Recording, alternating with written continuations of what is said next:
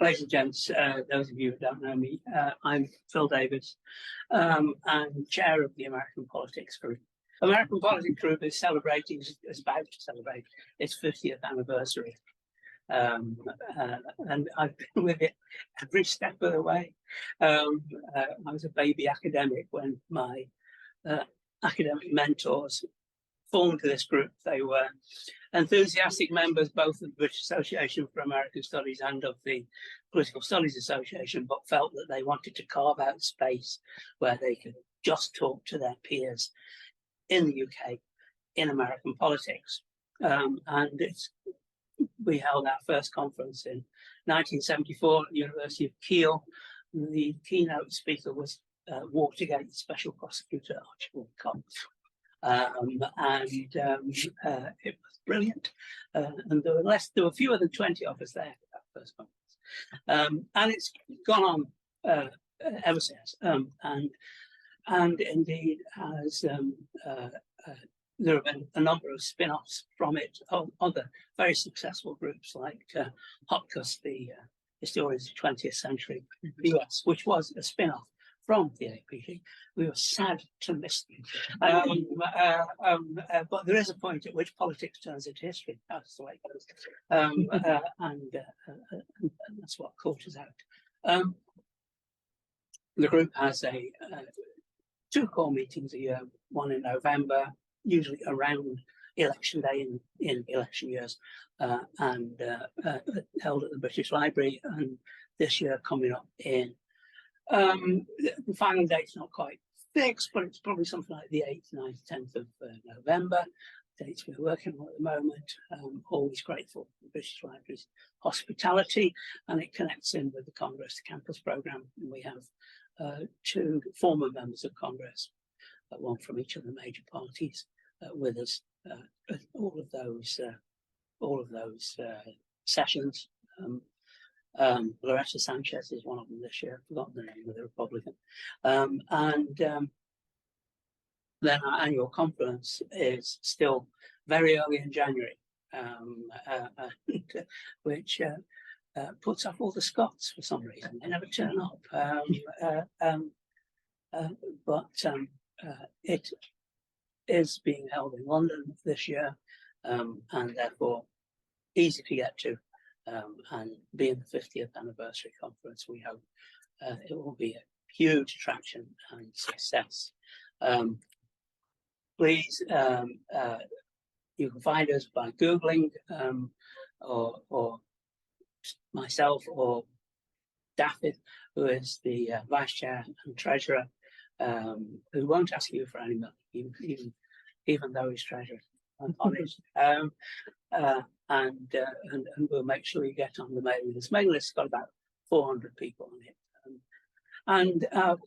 Since we are the only specialist American domestic politics, mainly domestic politics group in Europe, we do manage to attract the attendance from across Europe, and also we have a number of loyal transatlantic colleagues.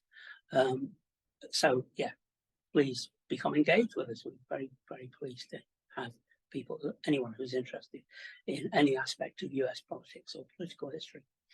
The other bit of PR is here we're here as guests, organised by Laura, who's done a superb job, as guests of the Rothermere American Institute here at Oxford.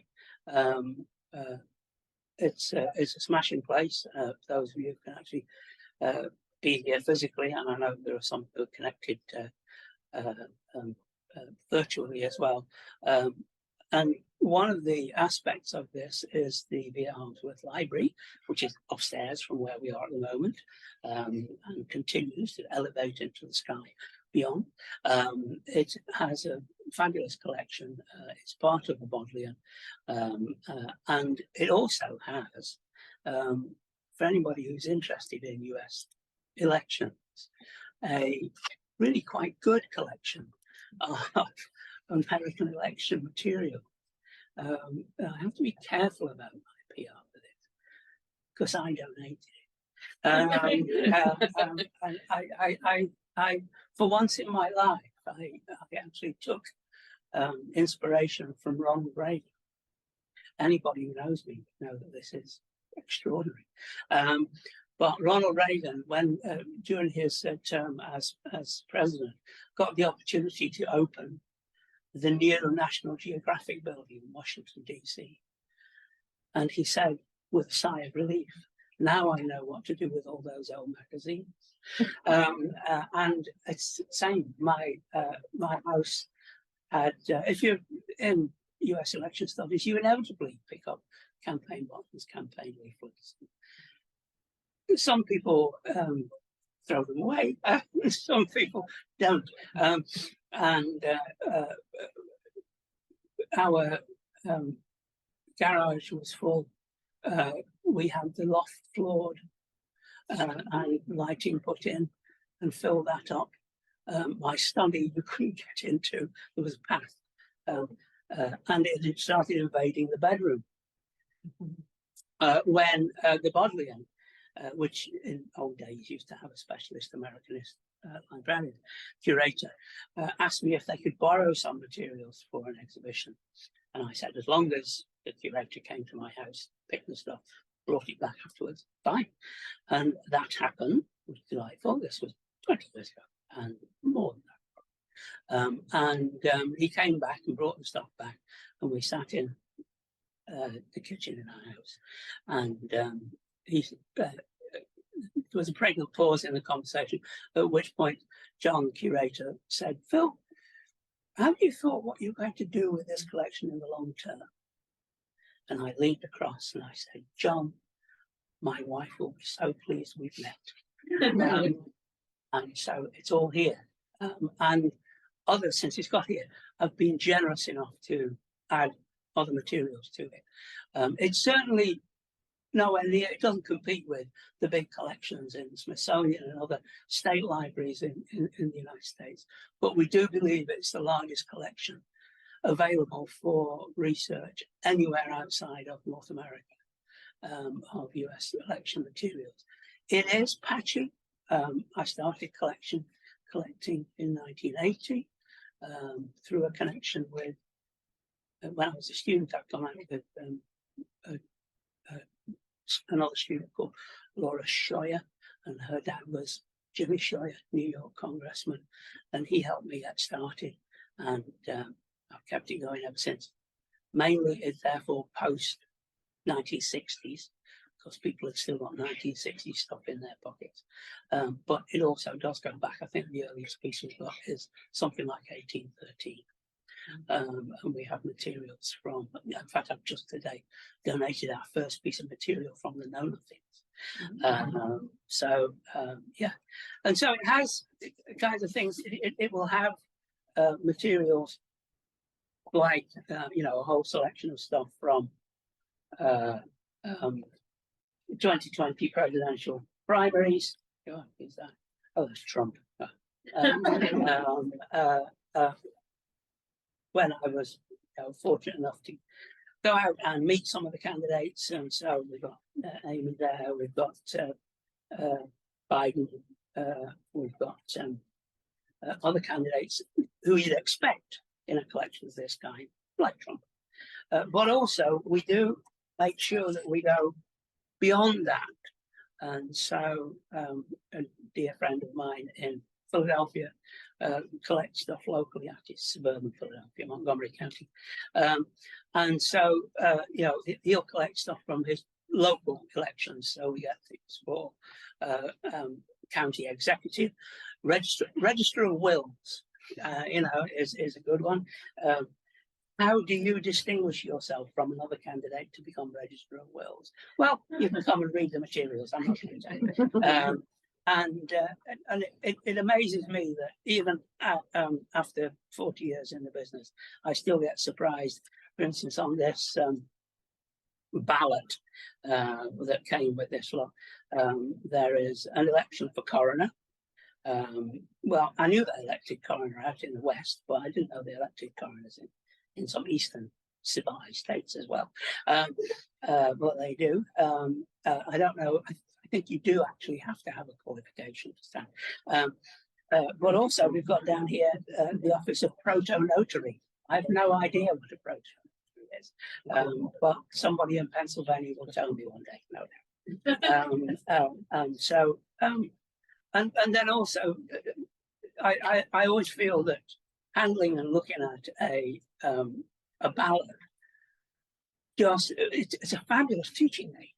Put a ballot on the board or on your projector or whatever, and go through them and just ask, well, when you vote for this one, are you the same citizen as when you're voting for that one? Perhaps you're not. Perhaps you actually are two people in the same time zone. It's great, particularly for a science fiction fan. And then also other stuff like Washington, D.C. Now, those of us, we know until recently, Washington, D.C. had no place in national election whatsoever. It now still has no place, effectively, in the House and Senate. All right, it's got a representative in the Senate, but in the House rather. But it's a non-voting one, though that person can occupy chairs. But it makes the local elections even more important, particularly since more power has been taken away from the Congressional Committee that used to run Washington, D.C. And again, one can use that to build up to address all kinds of questions like, who are the rulers and who are the ruled in these places.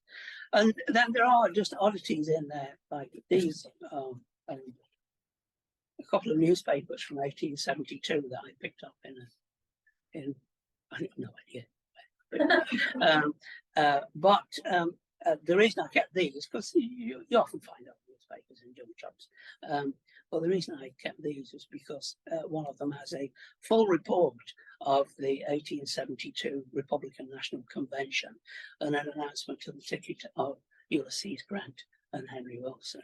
It's a kind of direct, I know you can find this kind of stuff on the internet, but a kind of direct connection is, well, I think, quite exciting. So if you're working anywhere, we recently had a scholar visiting who was interested in satire in American politics, and most of it's a bit too po-faced, actually, if anything. But there are satirical elements in there and she found it. She found some bits that were useful to her. There's a partial catalogue on the internet. Not all of it's been catalogued, but if you feel it's at all relevant to your work, do please come and rummage. Thanks very much. Thanks for being here. Thanks for viewing if you're viewing. Thanks for logging in afterwards if you're viewing the recording. We're very pleased to have you with us. We're very pleased also to have with us Sylvia Ellis, distinguished professor of American politics and political history. All them on Facebook, mainly I see her at the beach. I am now. And Matthew is going to kick us off. So he's here for now. Thanks very much. Okay, welcome everybody to this first panel, Understanding 2020. So we have Matthew here, Matthew Schlachter, who's from the UCL Institute of the Americas, and he tells me that this is an offshoot of his PhD, not the main driving force. And his PhD looks at moderates in the Republican Party post 1980. So welcome.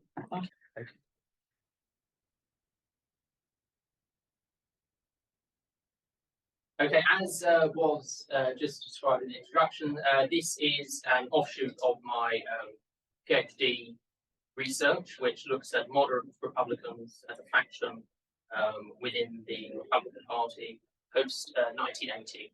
And so, as we all know, COVID happened. I decided to defer my PhD place because I knew I would be getting out there doing research. And so to keep my research in mind ticking over while I was working in Parliament again, I decided to do this project, looking at Republican voters against Trump, which sort of analyses the anti-Trump Republican voters in the 2020 presidential election. So, as I just said, this is the title. It's an offshoot of my PhD research. And some of the research questions I hope to look at from this is, who are these anti-Trump Republican voters? Are they a particular type of Republican? Are they from any sort of strata of the sort of political class structure we can see? Are they activists? Are they ordinary voters? What are they? And also, why are they anti-Trump? And so my initial hypothesis, although I don't really like using that term in political science, on the who side, I sort of assumed that there would be more moderately focused Republicans than conservative Republicans. So people who tend to be more associated with the sort of fiscally conservative, socially liberal wing of things, versus those who are more sort of Tea Party, hardcore conservative people within the Republican Party. And on the why element, I assumed that there would be much more ideologically opposed, or policy sort of have a policy oppositions to Trump, America First, sort of make America great again style of the Republican Party that we are seeing at the moment. And so there's very few academic works that focus solely on the Never Trump or anti-Trump movement within the Republican Party. The main and most prominent work is this book on the screen by Robert Saldin and Stephen Tellers, which looks at conservative elites in particular. So there are chapters on campaign consultants, staffers, foreign policy experts, public intellectuals, those sorts of people. It's very much an elite-focused examination of the anti-Trump movement within the Republican Party, but also within the wider conservative movement as well. And then there are also some article treatments as well. And so Never Trump, the second article, a second bullet point there, looks at Republican members of Congress and why they didn't endorse the Trump campaign in 2016, and the reasons behind that. And then Robert Saldin updated some of his findings from the book for the 2020 midterm elections, looking specifically at some of the unsuccessful campaigns of those who voted for Trump's impeachment, and sort of how that affected their place within the wider Republican Party. There's also some exploration of the anti-Trump Republicans within the wider phenomenon of sort of resistance movements. So there's been some work on resistance movements to Trump. Some of that was looked at internal Republican opposition, but that's not the main focus. It's normally things such as sort of the Women's March or liberal opposition groups, and how they have reacted to the Trump movement. But there is some exploration of that. And so my focus is very much on quote-unquote ordinary registered Republican voters. So as I said, there's been some focus on political elites, but my approach is to look at the voter level. Why are there voters who are anti-Trump? What is their reasoning to be anti-Trump? And sort of how do they sort of come to this position? And you'll see sort of on the screen the sort of brief overview of my sort of proposed article structure. And so in terms of data, I'm a qualitative researcher, so I'm normally coming from the sort of textual analysis side of things. And to do this research, I'm looking at personal testimonials, and we'll get on to what I mean by that in a second with the demonstration of one of these.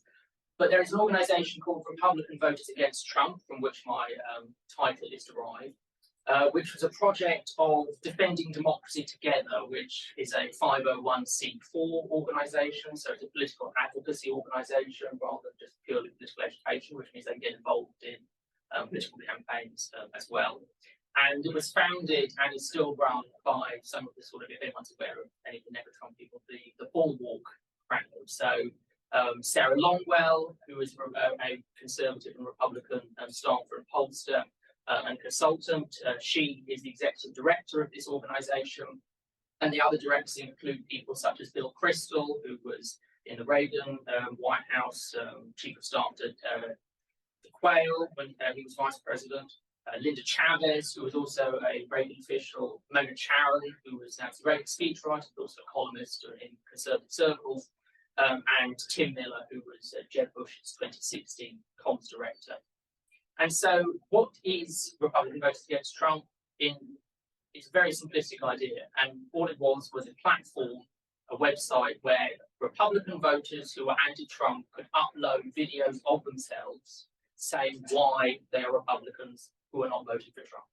With the idea being that it will shed a light on the fact that these people exist. It would encourage others who are maybe on the fence to think about their position, and also help to make people who are thinking that they are alone in the Republican Party, given the huge approval ratings that Trump has managed to achieve, that there is this section of the Republican Party voting population that is not in alignment with that larger group.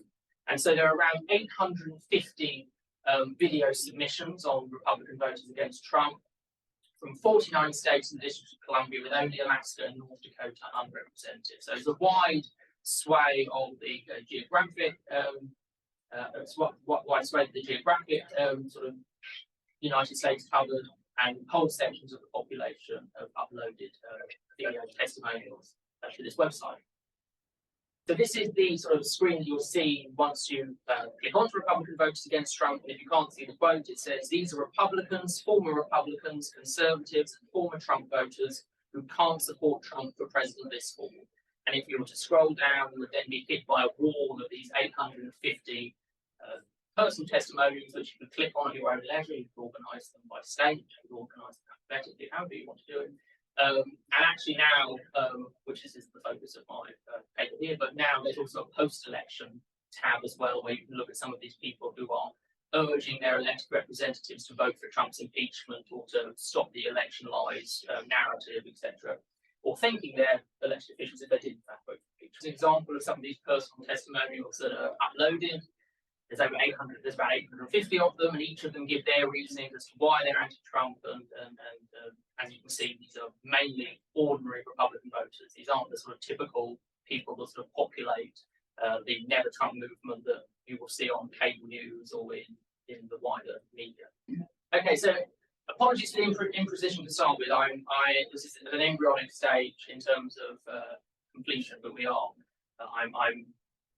Majority of the stuff is coded, but I don't want to give numbers before we get there. So there are some political elites that are included in submitting videos. So some ex-congressman, the late Jim Colby, who died very recently, from Arizona, he submitted a video. Charles Jehu of Hawaii submitted a video.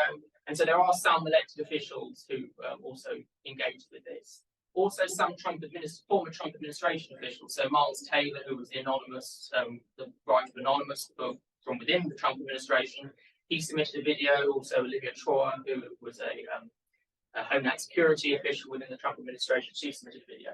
But these are mostly ordinary voters. There are some activists, county chairs, etc. There are some state legislators as well, one from Wyoming, one from North Carolina. But again, I stress these are mostly ordinary voters from the example of Eddie that we saw. A lot of the voters did not support Trump in 2016. So they were already baked in sort of anti-Trump voters in the 2016 presidential election as the 2020 election was arriving. But their approach to 2016 was very scattergun. So most of the people who didn't vote for Trump either wrote in a candidate or voted for Gavin Johnson, the Libertarian candidate in 2016. A minority of those who didn't support Trump went for Hillary Clinton. But those voters are almost exclusively now voting for Biden in their video testimonials in 2020. So there's a shift in approach from 2016 to 2020 amongst this sort of non-supportive Trump group. Not an insignificant number did vote for Trump, though. So, as sort of Eddie was an example of, there are people who have changed their minds for whatever reason. His was he didn't know who Trump was as a person, as a leader. And there are some other reasons that we'll get into in the why section on the next slide. More self-described as conservative rather than moderate Republicans, which is an interesting finding and is contrary to one of my initial hypotheses. And two groups which come up a lot within the video testimonials are veterans. So there's an example here of mine. If you can't read it, I'll read it broke. Mr. Trump has abandoned our veterans with his unconscionable failure to recognise the dangers of this pandemic.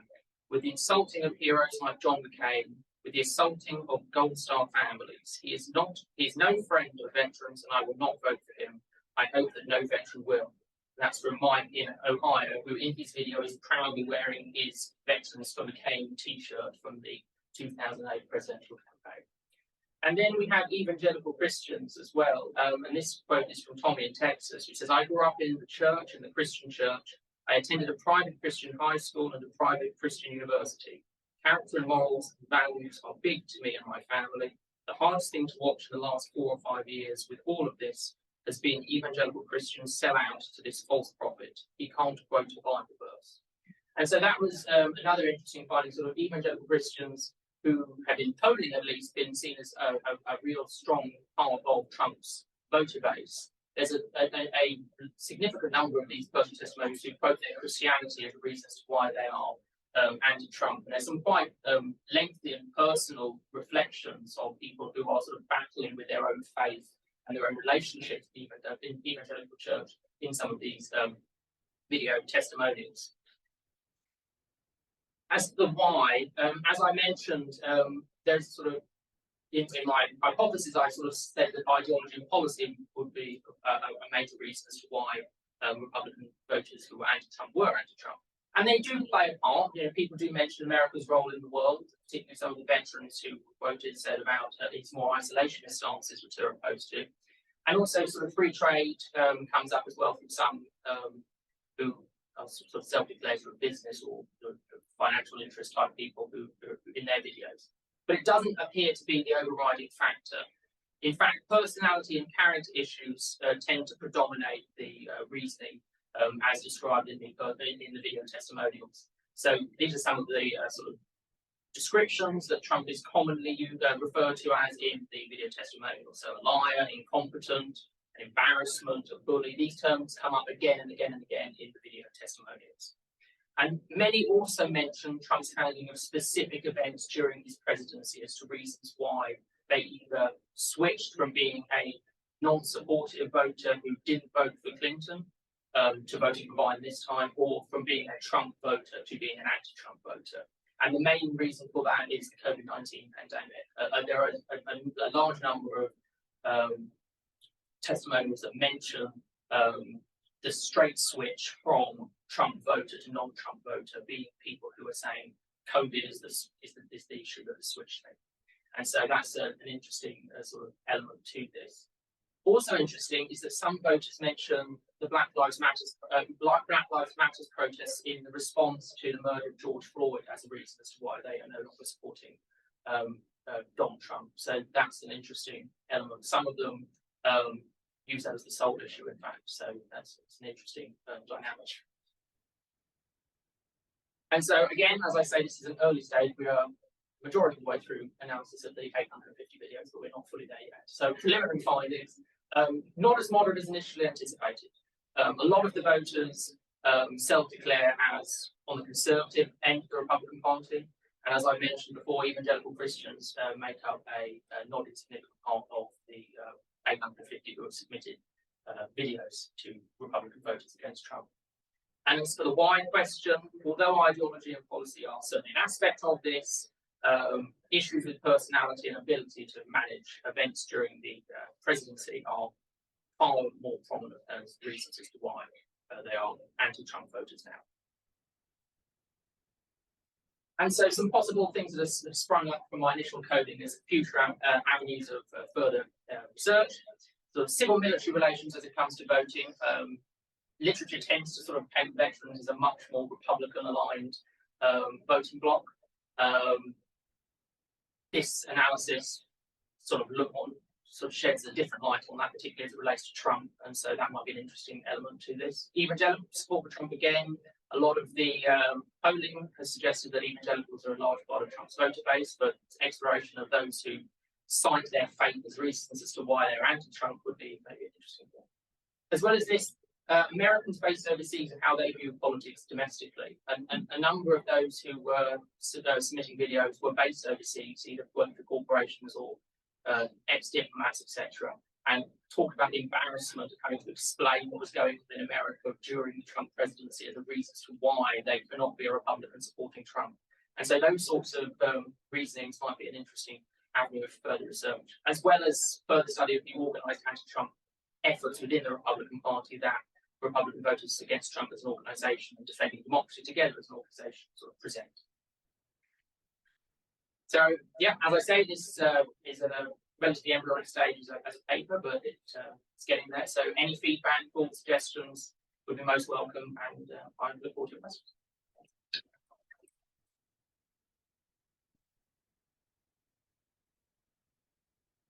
Thank you. Well, that was fascinating. I wasn't aware of that site, so that's educated me. So I'll open the floor to questions. I've got quite a few myself, and I'll start with you. Thank you so much, Matthew, for a brilliant start. I think that you pinpointed the why and they're doing really well. And I apologize if this is a more actually coming from a historical perspective, but you know, drilling into sort of students, right, the who, what, why, when, and how, and the significance, right? We know what they're doing, we know when they're doing it, but I'm really fascinated to learn like a bit more about the how and a bit more about the significance. And I feel like the significance is a bit of an unfair question, right? Because we don't know where the GOP is headed right now, and I don't think they know where they're headed right now in terms of the significance of their research. And sort of tying in, I'm just fascinated with this idea of people who were never Trumpers from 2016 or 2015, or people who did that switch as you're talking about. And if you could like expand a bit more about that switch or about the sort of significance that you see, I think that would be really fascinating. Thank you so much. I think that's a very valid suggestion as to how to approach this, and as I say, drilling down into some of the remaining videos and first testimonies may help with that. But looking at some of the sort of literature that is existing, although limited, might also be an avenue to help bolster that as well. I have a couple of questions. One of which I apologise, I'm a historian, so I'm going to grab a pen whilst we're talking. I wonder if you find, you know, you're looking at GOP moderates post 1980. Yeah. Taking people from that period earlier, do you see kind of any continuity with this kind of anti-Trump movement with previous anti-nominee, anti-whatever movements within the Republican Party? I think particularly the period I studied, anti-Goldwater. Yeah. For instance, Lyndon Johnson had a series of television adverts where Republican voters came on and said why they couldn't vote for Goldwater. Yeah. So I think there's a similarity there. So I just wonder if you talk about kind of historical precedent. Is this something totally different, or is this actually just the fact that the Republican Party has been functioning forever, and we're only really seeing it now?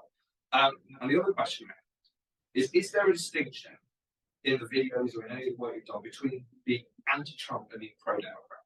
So is there a sense in which some of these voters, they're Republican and this is a one-time deal, they're going to vote against Trump and then they're going to go back to being Republicans? Or are there any of them who are clearly moving to being Democrats? Because there are voters that have done that.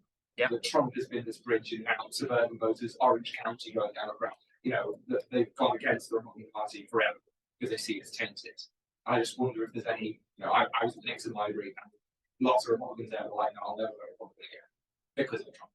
Or is this kind of a 130? So is there a distinction between being anti-Trump and shifting over to the other? On the second question, I think there are shades of all different variations of that displayed in the video. So you get some people who are saying very clearly, I'm still a Republican, but I'm a Republican who's against Trump. Some go further, in fact, and say, I'm still a Republican and I will stay a Republican in order to make sure that the Republican Party continues to be a home for people like me.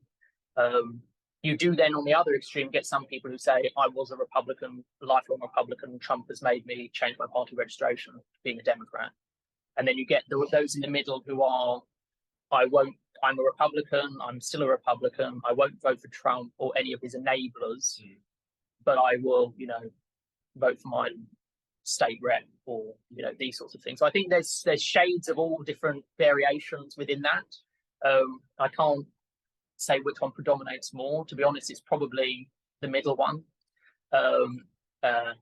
Those who are sort of still Republicans but won't vote for anyone who they see as an enabler of Trump. Like Laura's question, they don't know which way the GOP Exactly. And so if it continues as this sort of Trumpian party for time immemorial, I think more of those people will end up going into the Democratic category. But even some of the sort of voters who say COVID was the defining issue, they voted for Trump in 2016, and because of his handling of COVID, can't bring themselves to vote for Trump this time. They're an interesting group in 2024 because is COVID an issue anymore? And so I think they're up for grabs whether they're still even anti-Trump. And obviously you can only get so much from these video testimonials. You can't keep in touch for further interviews at a later date with some of these people.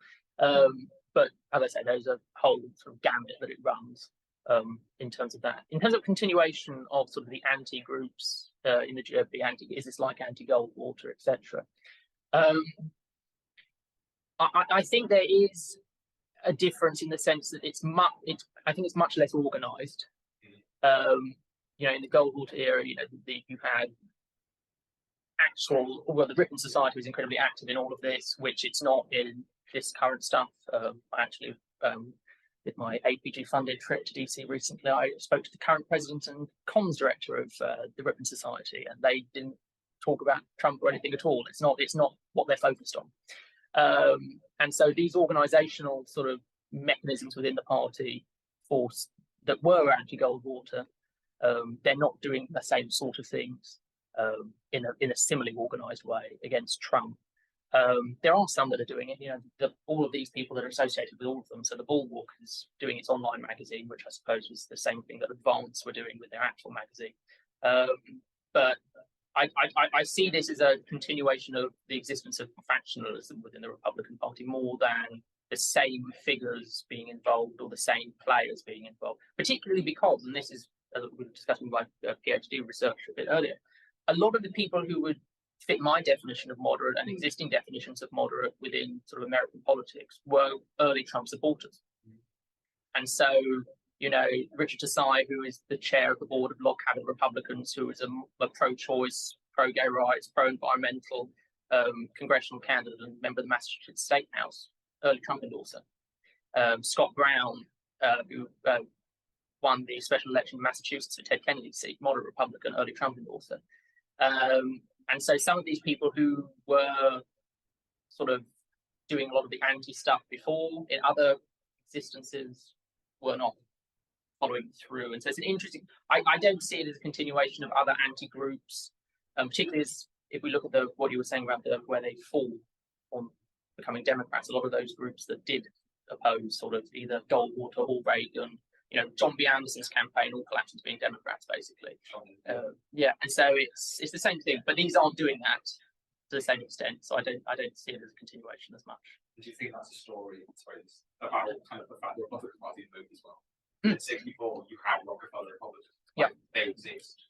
Whereas, like, where are they now? Kind of thing. So is that story? There isn't that same actively liberal Republican Party faction, perhaps. I don't know. Yeah, no. I think the actively liberal Republican faction does exist. Although I did interview on my recent trip a few people who self-declared themselves as Rockefeller Republicans, which is interesting. Exactly. But I think the outwardly liberal element of the Republican Party is not there anymore, and it's a much more inside the beltway, behind the scenes type of thing. And so the approach and the tactics are very different. And because of that, organising in a way that people organising anti-Goldwater or anti-Reagan is not going on as much. Well, my question overlaps a lot. Excuse me. It's okay. But in looking at recent polls on issues that were significant during the election, one's finding some shifts. One that I noticed the other day was that people are becoming more negative about Black Lives Matter over time. So that's a policy issue. But also the point that you made that people were, if anything, more energized by their estimates of Trump's character than of his policies. Isn't this, trying to tie it together, isn't this quite helpful in the long term to the Republican Party? Because they can be both the one's reversed and slightly revised vision of the issues and one's sense of, oh, this was a maverick candidate, can defend one's self-perception as still a mainstream Republican in the long term. Yeah, I think that's probably true, and I think taking the policy and character issues together, that's the exact calculation some people who are running against Trump in the primary have made. So I think that's the basis of Tim Scott's presidential campaign. I think that's the basis of Nikki Haley's presidential campaign. The idea that they are still, conservative Republicans who prescribe to some of the policy ideas, although slightly different on some issues to Trump, particularly on those issues where they did mention sort of free trade or isolationism. They are sort of more mainstream conservatives, but without the character defects. And I think that's the pitch for those candidates, and I think that's the lane that they're running in. And the only other candidate that's basically just a repackaged Trump without character issues is Ron DeSantis, and he runs into the same problems because of the policy problems. And so I think that's what a number of leading Republicans see as the sort of future of the Republican Party. I think that's a way that they can sort of paint Trump as this sort of one-off candidate who, he did some things right, but there were some things that he didn't do particularly well. And, I'm not on Twitter all the time. I'm not, making an embarrassment of myself or whatever. I think that is what the pitch is for a lot of these leading Republican candidates this time around. And I think it will be in the future as well. And just follow up as well. I have come across this site before, but it looks super. And one of the things that was impressive, certainly about the little video that was shown, was the self-evident sincerity. And you've obviously looked at all of them. Yeah. Was I've transcribed them all. Was that a common element? Yeah. Amongst them? Yeah. Some of them were you could tell some of them were people who were doing it in a very polished manner. They thought, I'm presenting myself in this way. And, some of them were like that, obviously, and you're going to get that. But as I said, some of the most sort of self-reflexive ones were about these evangelical Christians who had really personal sort of internal battles about, I'm questioning my faith, I'm questioning my place within the church, because all of these people that I pray with on Sunday are saying how wonderful Trump is, and I'm coming home and thinking, no, he's not. So what am I doing wrong, or what am I thinking? And so you do get some people who are really, really quite sort of not only sincere, but almost sort of ashamed or sort of in their previous support for Trump, and coming on in this way is almost an absolution. But also an encouragement, as I said, which is the whole point, that you're not alone. These are voices that do exist, and although they might not be common in your church or in your rural area or wherever it may be, there are more of these people than you'll see on Fox News or the talking heads on other media places. So yeah, I think that's another part of this. It's those who voted for Trump in 2016 have changed for whatever reasons. They're very sincere, a lot of them in their sort of personal testimony, but also those who didn't vote for Hillary Clinton in 2016 but were anti-Trump then. A lot of them are very ashamed of how they voted and say that, because they're like, look, my vote for Gary Johnson didn't do anything. My write-in vote for Ronald Reagan didn't do anything. So it's that sort of thing that it also comes across. So and Patrick and Darren and who's been there. Another yeah. So one of the comments I remember hearing about the Never Trump was Never Trump isn't a movement, it's a dinner party. And what's interesting about your research is you seem to be suggesting, if I can, that that is not simply a dinner party, but at least that this is an actual, may not be a huge movement, but it's still a movement. And in a world where American elections are decided by 40,000 voters in Wisconsin, 40,000 Never Trump Republican voters, well, in the aggregate is not. That's the difference between you winning Wisconsin or losing Wisconsin. So I just wanted to get your thoughts on whether you agree with that. I think you don't. And then my second question, which is more of a sequel question, is what about after 2020? I remember thinking, and I've been listening to the Bulwark podcast. It's one of my favourite podcasts. It's a great presentation. I remember thinking after 2020, a lot of these never Trump Republicans are going to go back to being Republican now that Trump has been defeated. And I think for me, the thing that was the seminal moment that I became aware, oh, this is not going to happen, was January 6th, and then the fallout from January 6th, and specifically Republicans defending what Trump did, and then the never Trump reaction to that. So, to what extent do you think that the January 6th insurrection has essentially really taken that never Trump Republican movement, if it is a movement, and ensured that it's not returning to the GOP anytime soon? Yeah, I think if I deal with the second question first, I think that's the case, and I think, as I said, in this sort of variation of those who gave video testimonials, these people who were Republicans and were they going to stay Republicans, but they're not going to support Trump and his enablers. Well, January the 6th and the reaction to that has meant that these enablers are very clearly self-identified and are still very numerous. And so I think those Republicans who are sort of in the bulwark mold are not going to continue. They're still in the same sort of era that they were in the Trump presidency. You know, a lot of them are still Republicans, but they're not going to be supporting Republicans whilst Trump or Trumpism is ruling the roost within the GOP. And I think that's what we're going to see a continuation of.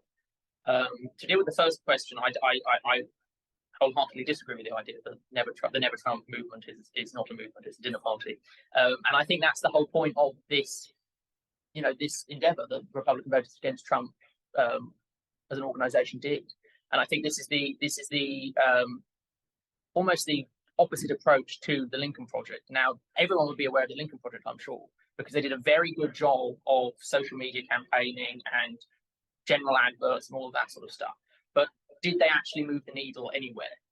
Were they just speaking to the echo chamber on Twitter? Were most of their donors, in fact, Democrats and not Republicans? These are rhetorical questions, but from my tone, you can probably get the answer that I'm driving at. Republican voters against Trump spent more money in actual campaigning. They had billboards in all of the swing states with quotes from voters who are Republicans in those states. They did targeted YouTube adverts with some of these video testimonials and targeted television adverts with some of these testimonials. And to my mind, that's a much more organised and effective method of trying to convince some of these people in these swing states than the Lincoln Project and Rick Wilson moaning on Twitter, which is perfectly entitled to do, and it has its own positive benefit. Again, it shows that people are in this Republican anti-Trump space, but how effective it is in translating into voter change is debatable. But I do think whether you categorise it as a movement, because that means it has to be some level of organisation and sort of real drive to it. I don't think I would go as far as to say it's a full-flung movement, but it's certainly more populous than a dinner party. And so the people are there ready to be mobilised in the effective way. And I think Republican voters against Trump was trying to do in 2020. They have done some of it, as I said, post-election as well, with a lot of their video responses to January 6th, impeachment, etc. And it's my understanding they're primed to do it again if Trump is the nominee in 2024.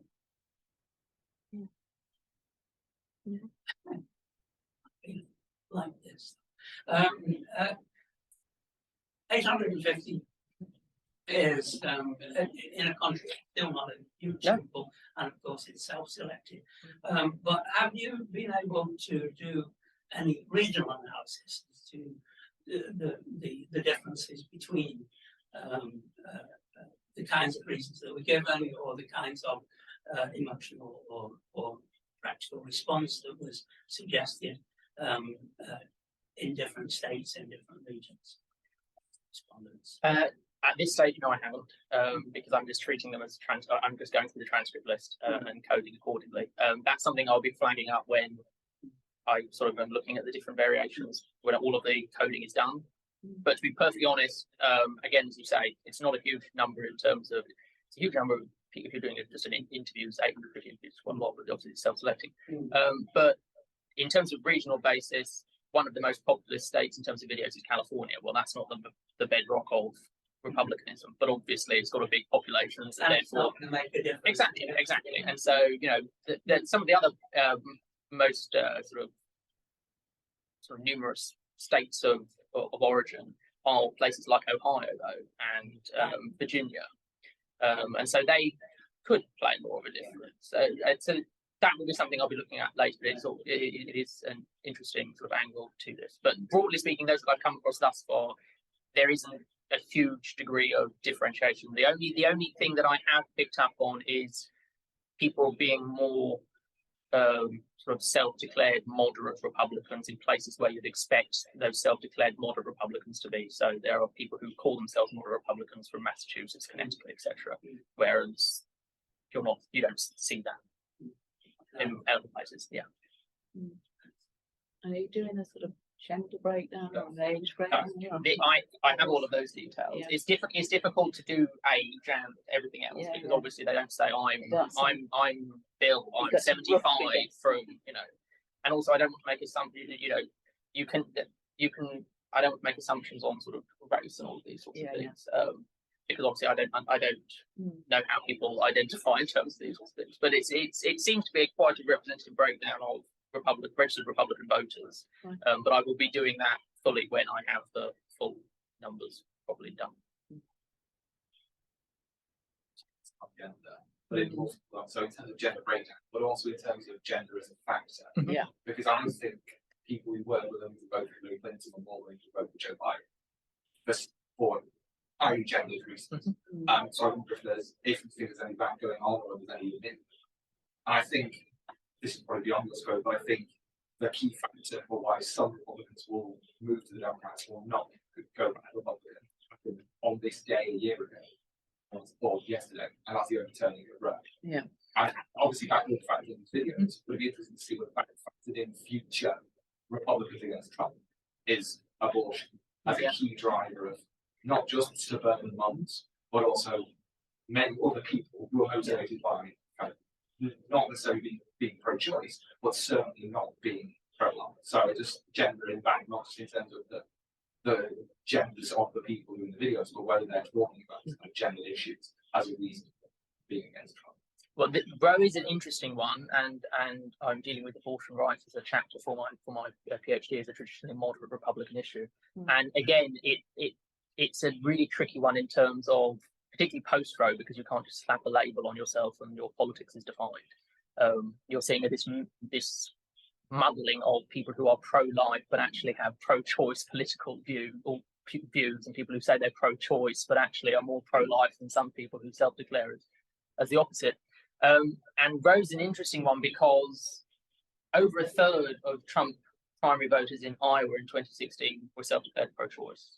Over 40% of Republican voters, primary voters in 2016 who voted for Trump were self-declared pro-choice. And so there's a decent chunk of the Trump primary base in 2016 which is self-declared pro-choice.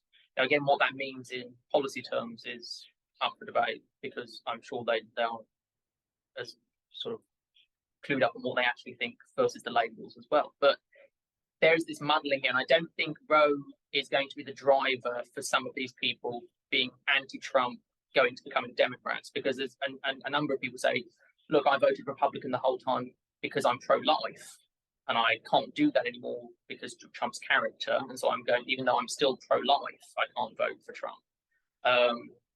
Also worth noting, Ann Stone, who is the chairwoman and founder of Republicans for Choice, which is a pro-choice Republican organization, is also the chair of Women for Trump.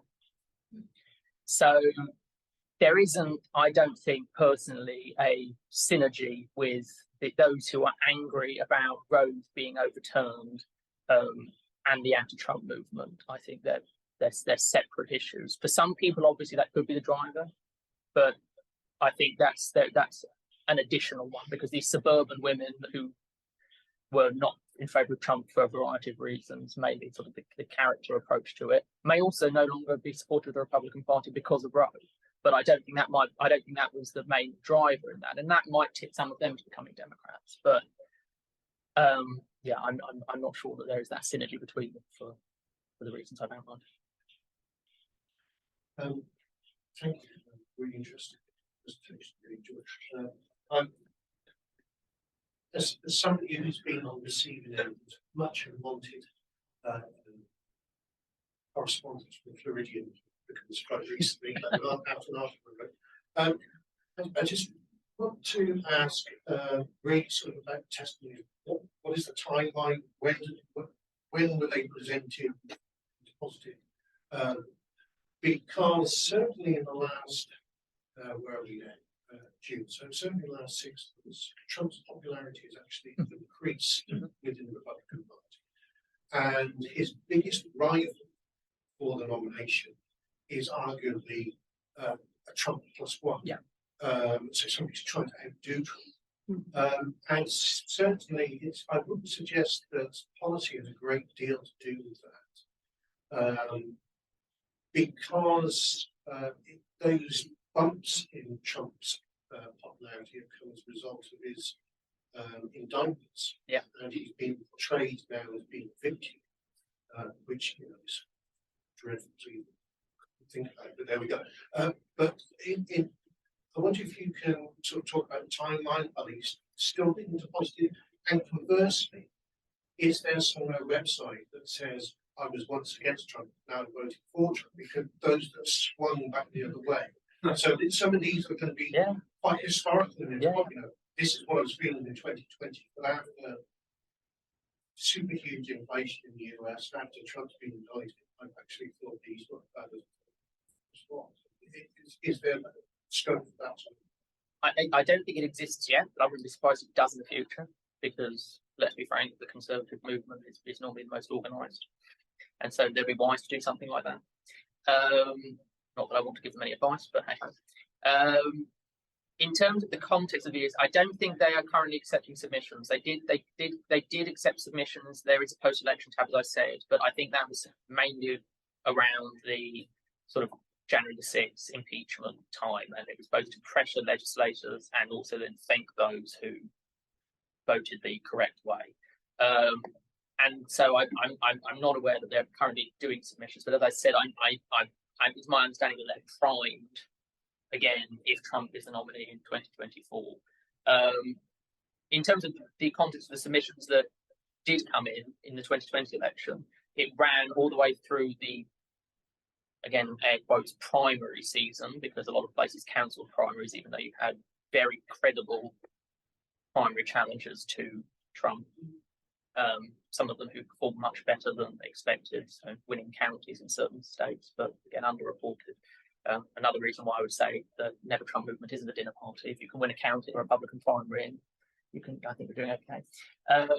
But yeah, they were coming in during that primary time up until almost the election itself. And so you do see that variation of issues, as I said. So a lot of people talk about COVID because COVID was happening anyway, but then there was this drip feed of sort of Black Lives Matter protests and support for those protests after the murder of George Floyd, and sort of saying, you know, that's when a lot of evangelical Christians as well were very critical of the Bible stunt to the church. That's brought up a number of times.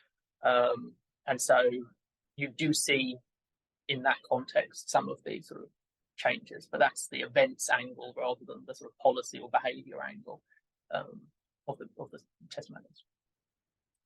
Well, I'd like to thank Matthew for a very thought-provoking paper. There's lots of research still to come. I know I can see the potential there with that site. So can we just give him a